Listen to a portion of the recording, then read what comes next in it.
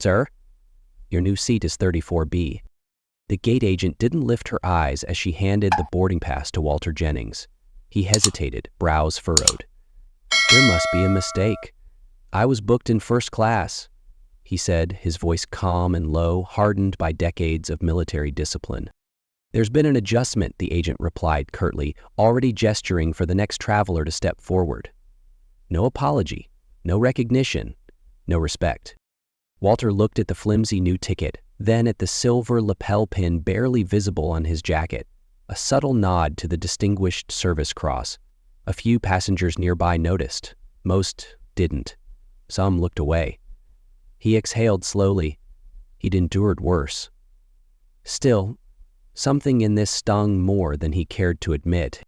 At 82 years old, Walter Jennings walked with dignity, though his right knee protested every step.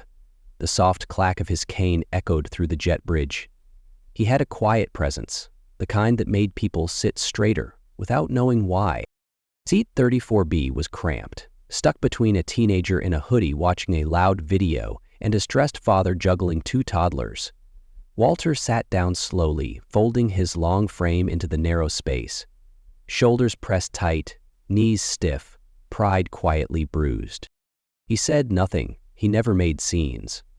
After all, men he served with had died in silence. He could handle discomfort. 8 minutes passed. Then a ripple spread through the cabin.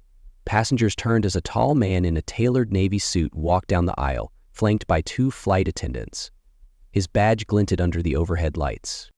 "Mr. Jennings?" the man asked, his voice calm but clearly concerned. Walter looked up. "Yes? I'm Martin Calhoun, CEO of Summit Air," the man said with sincerity. "May I have a word?" The plane hushed.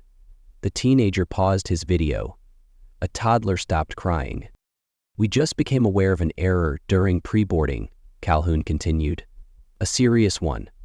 I want to personally apologize for the seat reassignment." Walter's voice remained composed. "No harm done."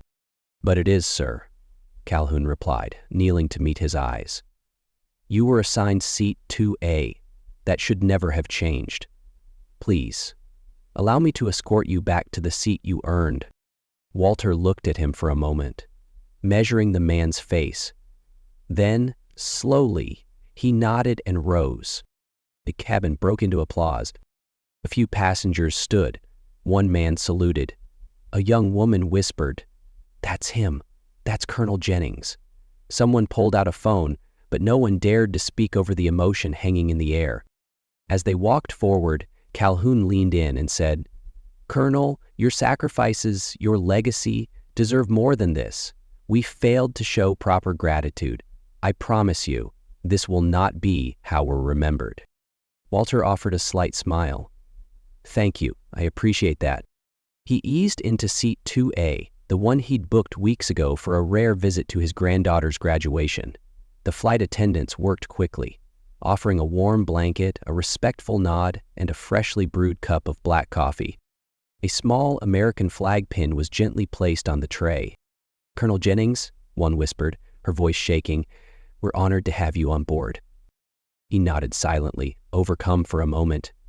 Outside the window, the runway shimmered, not from the heat, but from the blur behind his eyes. He remembered faces, young, fearless, gone. The echo of distant gunfire, the sudden silence after an explosion, the promise he made over and over, "Don't forget them." He hadn't, not once, but today it felt like the world nearly had. Then came the pilot's voice over the intercom. "Ladies and gentlemen, before we depart, I'd like to recognize a true American hero on board today, Colonel Walter Jennings, recipient of the Distinguished Service Cross and veteran of 2 wars. Please join me in thanking him for his extraordinary service." The applause returned, louder this time, not out of obligation, but reverence. Walter closed his eyes, not for the praise, but for the stillness that came with it, the acknowledgement, the quiet restoration of dignity. Because respect isn't about the uniform. It's not about the medal either. It's about seeing the person behind it and refusing to let them be forgotten. This wasn't just a seat on a plane. It was a moment of recognition that honor, once earned, should never be misplaced.